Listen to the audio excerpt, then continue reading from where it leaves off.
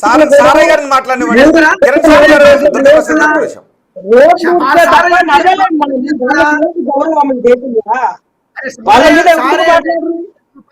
శుభ్రం చేయగలుగుతాడా? చేయడు కదా.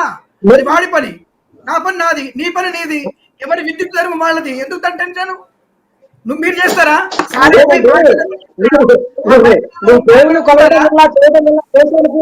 దేశాన్ని పరిచేది ఏమి లేదు. కార్మిక కార్మికులు పని లేదు, గవర్నమెంట్. మీరు ఇక్కడ డైవర్ట్ చేయమాకండి. మీరు మాట్లాడిన దానికి మీ మాట వెనక్కి తీసుకోండి. సారయ్య గారు ఓకే, వెనక్కి తీసుకుంటారా? పాటలు పాడి ఏదో దేశం అంతరిస్తున్న దాంట్లో కూడా ఎక్కడ దానికి లేదు, దానికి వాల్యూ లేదు. కులం పేరుతో దూషించిన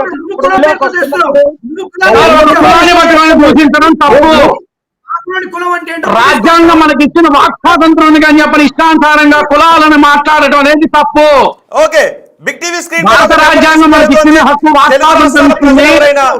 ఒక్క నిమిషం కిరణ్ శర్మ గారు, తెలుగు రాష్ట్రాల ప్రజలు ఎవరైనా బిగ్ టీవీ స్క్రీన్ పైన డిస్ప్లే అవుతున్న నెంబర్ కాల్ చేసి ఈ వివాదం గురించి మీ అభిప్రాయం తెలియజేయచ్చు.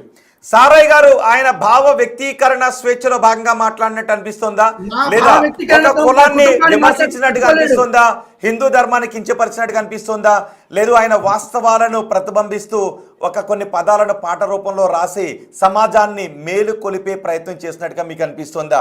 తెలుగు రాష్ట్రాల ప్రజలుగా మీరేమనుకుంటున్నారు?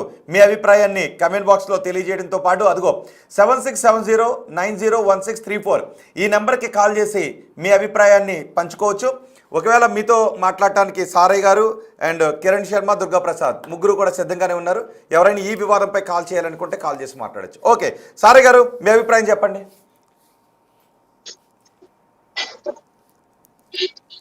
నా అభిప్రాయం ఏంటంటే దేని మీద చెప్పంటారు? అదే క్షమాపణ చెప్పమని అంటున్నారు. బ్రాహ్మణ కులానికి కాబట్టి మీరు ఏ ఆధారాలతో అంటే మీరు నాస్తికవాదం ముసుగులో మీరు దేవుని నమ్మరు. దేవుని నమ్మనప్పుడు మీరు నమ్మొద్దు దేవుణ్ణి. కానీ దేవుని నమ్మేటటువంటి వాళ్ళను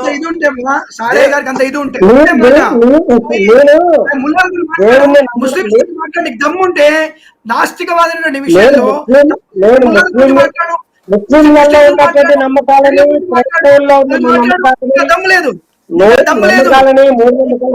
కూడా విమర్శిస్తాము. సమాజ హితం కోరే చేసేది ఏమి లేదు. సమాజం హితం కోరి ప్రజల మధ్య మూఢనమ్మకాలను కలిగించి వాళ్ళని విజ్ఞానవంతులు చేయడం ఒక స్వచ్ఛంద వివిధ మతాల మీద, హిందూ మతం మీద లేదా క్రిస్టియన్ మతం మీద, ముస్లిం మతం మీద అటువంటి తారతమ్యాలు ఏమీ లేవు. లేదు, నీ బ్రెయిన్ గా టాలెంట్ లేదు కదా. తప్పుడు అంతే మాట్లాడాలి. తప్పుడు ఒక నిమిషం. ఓకే, కాల్స్ వస్తూ ఉన్నాయి. ఓకే, శ్రీనివాస్ రెడ్డి కాల్ చేస్తారు. కాల్ కట్ అయిపోయింది. శ్రీనివాస్ రెడ్డి గారు మళ్ళీ మీరు కాల్ చేయొచ్చు.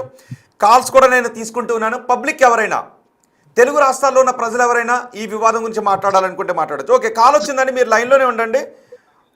హలో బిగ్ టీవీ అండి. అవునండి, సారయ్య గారికి చెప్పండి మా అభిప్రాయం. చెప్పండి, వింటున్నారు. ఆయన పాట ద్వారా బ్రాహ్మిన్స్ కించపరుస్తూ గతాన్ని తవ్వుతూ 1947 తర్వాత మన రాజ్యాంగం రాసుకున్నాం. అందరం కూడా స్వాతంత్రులు అయ్యాము. ఎవరి మనోభావాలను కించపరచకుండా ఎవరి హక్కులు వాళ్ళు పొందుతూ హ్యాపీగా ఉండవచ్చు అని రాజ్యాంగం చెప్పిన మొదటి సూత్రం ఆయనకు తెలియకపోవడం శోచనీయం. మొదట ఆయన నిన్న చేసిన కార్యం వల్ల అంబేద్కర్ గారిని ఆహ్వానించాడు. ఫస్ట్ ఆయన సారయ్య, నేను అంబేద్కర్ వాసులు అని ఇన్ని చెప్తున్నారు కదా వీళ్ళు.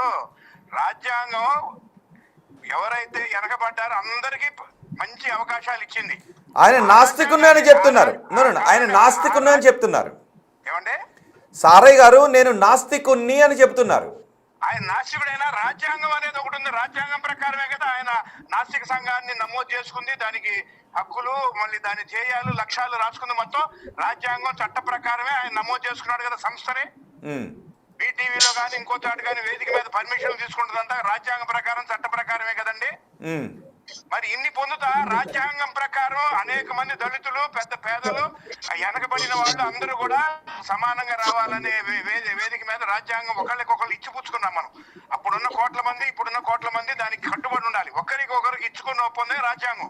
ఆ రాజ్యాంగాన్ని ఉల్లంఘిస్తూ బ్రాహ్మిన్స్ టార్గెట్ చేస్తూ వాళ్ళ హావభావాలు, నిత్యం తీసే ఫుడ్, వాళ్ళ వేషధారణ, అంటే right to live, right to wear, right to food, right to educate మొత్తాన్ని కించపరిచాడు ఆయన. ఆయన ఎంత విఘ్నుడై రాజ్యాంగం బొమ్మ అన్ని పెట్టుకుంటాడు ఆయన ఫ్లెక్సీల మీద, ఆయన బ్యానర్ల మీద కూడా. నేను చాలా సార్లు అంబేద్కర్ గారి బొమ్మ చూసా. ఫస్ట్ ముద్దాయి అంబేద్కర్ గారిని అవమానించిన వ్యక్తి సారయ్య. ఓకే సారయ్య గారు, కాదు రాజ్యాంగాన్ని. మీ పేరేంటి? మీ పేరు? శ్రీనివాసరెడ్డి గారు. శ్రీనివాసరెడ్డి. ఓకే ఓకే సారయ్య గారు, శ్రీనివాసరెడ్డి గారు ఏం మాట్లాడారు విన్నారు కదా. శ్రీనివాసరెడ్డి గారు ఒక్క నిమిషం అందుబాటులో ఉండండి. సారయ్య గారు.